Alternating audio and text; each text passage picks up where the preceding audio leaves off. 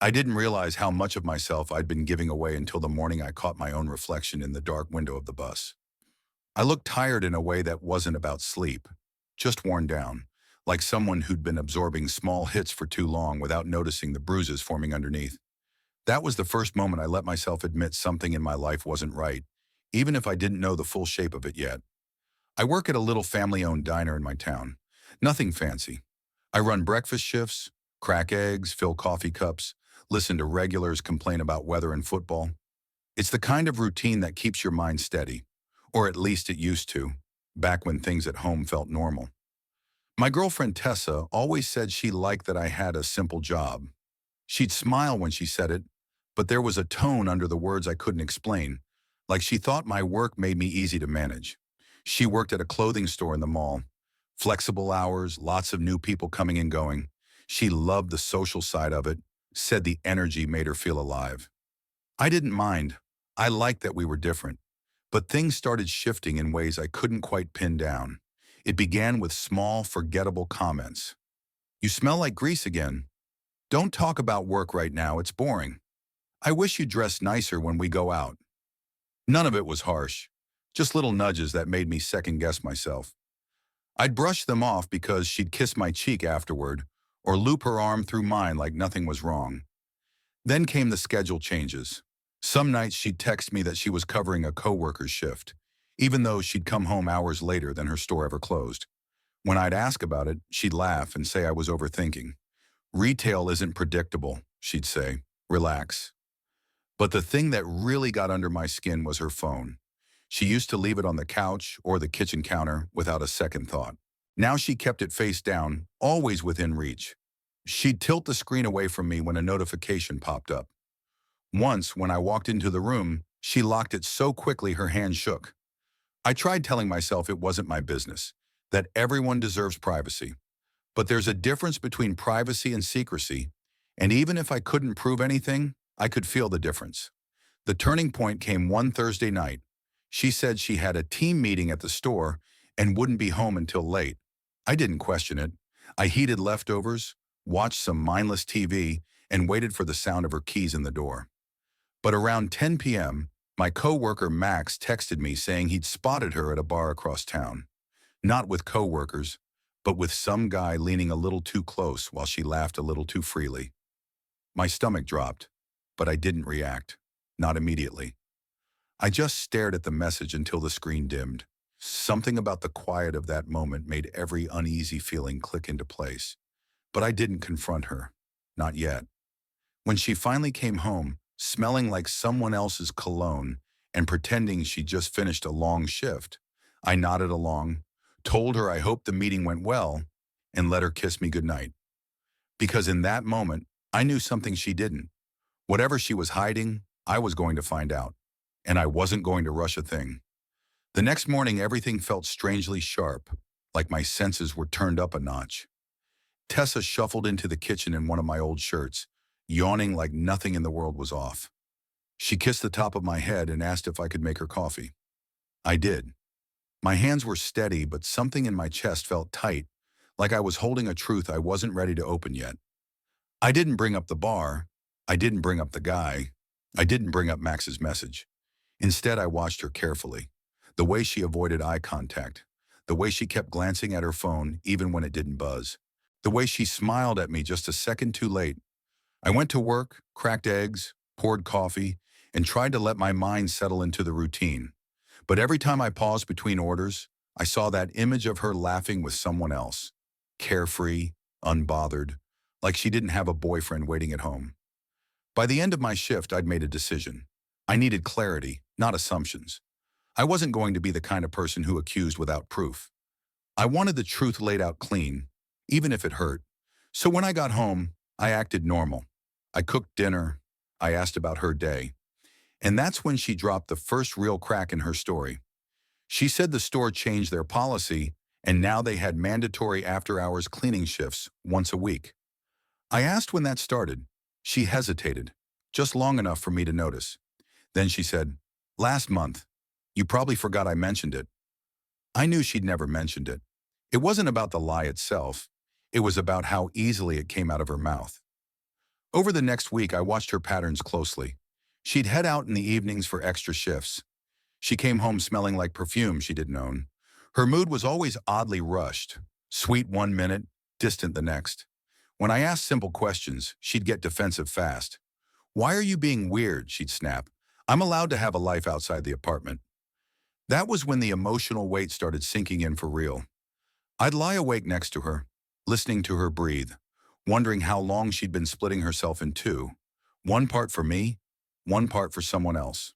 I kept replaying our early years, trying to pinpoint the moment things turned. It made me sick how many small red flags I'd brushed off because I wanted to believe we were solid.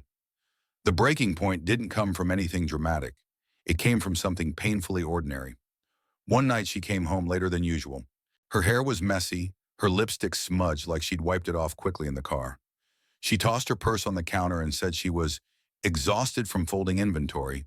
Her voice was thin, like someone reading from a script they barely cared to memorize. I nodded and stepped aside so she could pass. Then I saw it, a faint mark on her collarbone. Not a bruise, not a hickey, just a reddish smear that looked like someone's fingers had brushed against her skin.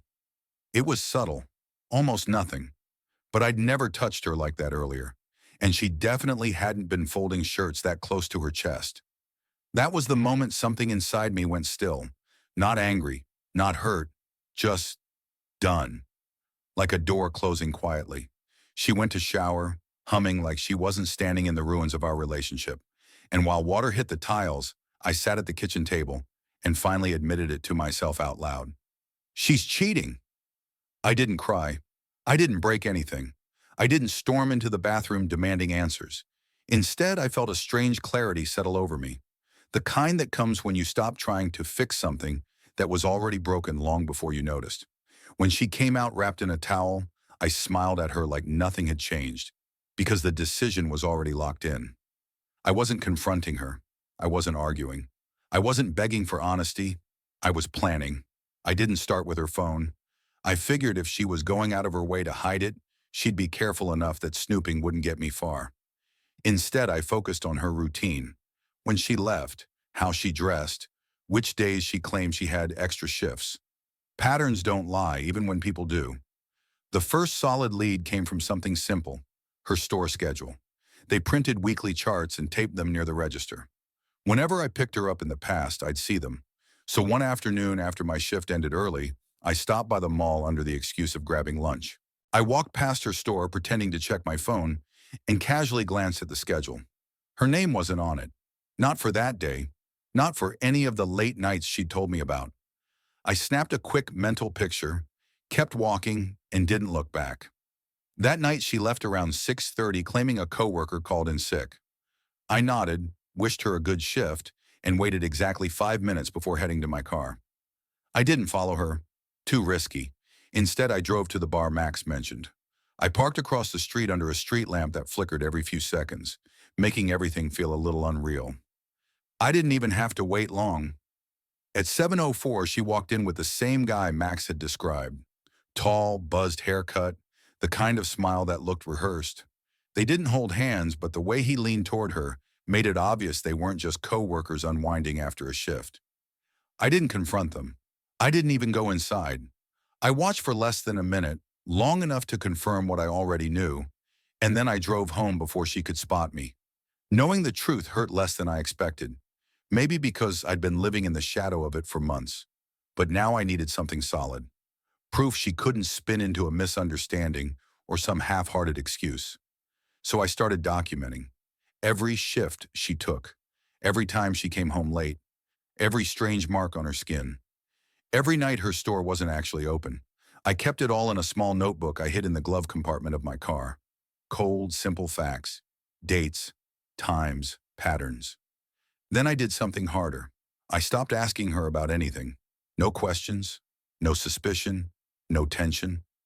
I acted like the version of me she expected. Calm, easy, predictable. The less pressure she felt, the bolder she became. She stopped pretending to be tired after working late. She hummed more, smiled more, texted constantly with that secretive tilt of her phone. It was like watching someone confidently build a rope they didn't know they were about to hang themselves with. Meanwhile, I quietly prepared the rest of my plan. We shared a lease on the apartment, but I was the primary tenant. The landlord and I got along well, mostly because I always paid rent early. I asked him casually if it was possible to modify the lease in case one of us moved out. He said it was simple, just a signature and 30 days notice. Good. That part would be easy. The next step was financial. Tessa and I split bills, but all the accounts were in my name.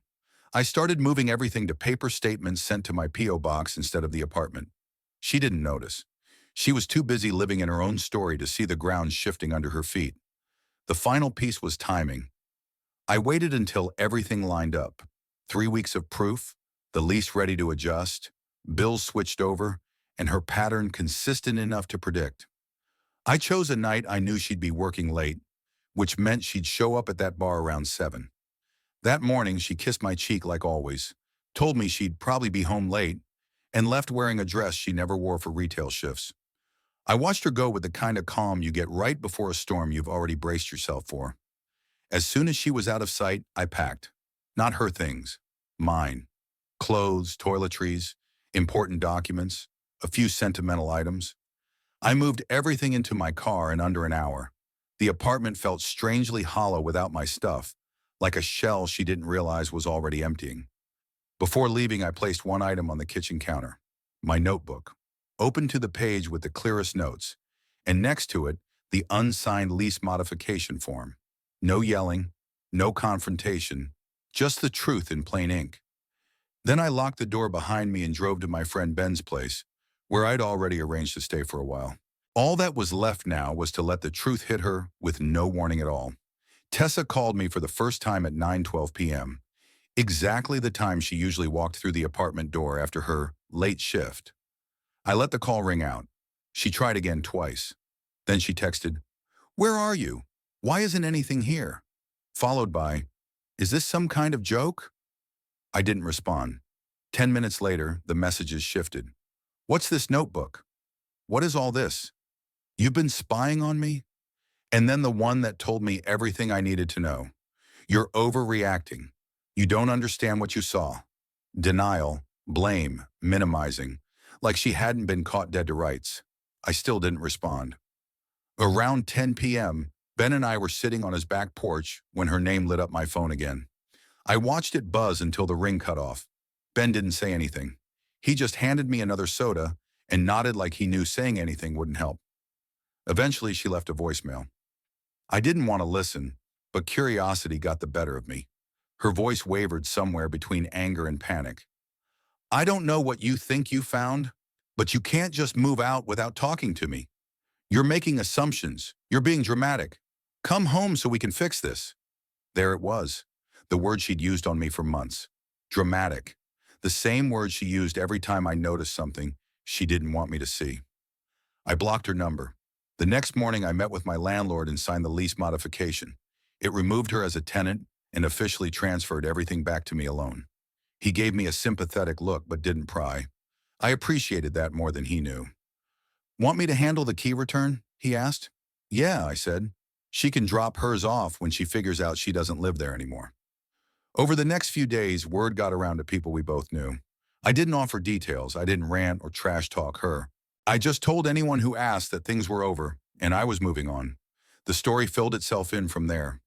Tessa tried reaching me through mutual friends, begging for a conversation. She claimed nothing happened with the guy at the bar, said they were just hanging out. But people who tell the truth don't panic when they're exposed. They explain. All she did was scramble. Eventually, she made one last attempt, a long message delivered through a friend, claiming I'd blindsided her, that I'd ruined her life, that she deserved closure. She didn't apologize. Not once. Not for the lies. Not for the secrecy. Not for turning our relationship into a game where I was the only one playing by the rules. I told the friend to tell her I wished her the best, but I had nothing left to say. A week later, I returned to the apartment to grab a few leftover items. The place was exactly how I'd left it, except for one thing. The notebook was gone. She'd taken it. I almost laughed. It was the most honest record of our relationship we had left, and she couldn't leave it behind. I didn't need it anymore. Moving out of that apartment didn't magically fix my life. I still had moments where I woke up expecting to hear her humming in the kitchen or tossing her shoes by the door. But the air felt lighter. My thoughts weren't tangled. For the first time in months, I could breathe without that quiet pressure on my chest. I started picking up extra hours at the diner, not because I needed the money, but because the routine felt good again. Regulars noticed I looked calmer. Max clapped me on the shoulder one morning and said, "You look like yourself again." I hadn't realized how long it had been since I felt like myself at all. The real revenge wasn't the notebook or the silent move out or blocking her number. It was walking away before her lies could sink any deeper into who I was. She lost someone who truly cared about her. I lost someone who didn't care enough to be honest. That's not equal damage, not even close. If there's a moral to any of this, it's simple. When someone shows you they don't value you, don't argue. Don't fight for a place in their chaos. Just step out of it. Quiet revenge is the kind that sticks, not because it hurts them, but because it frees you.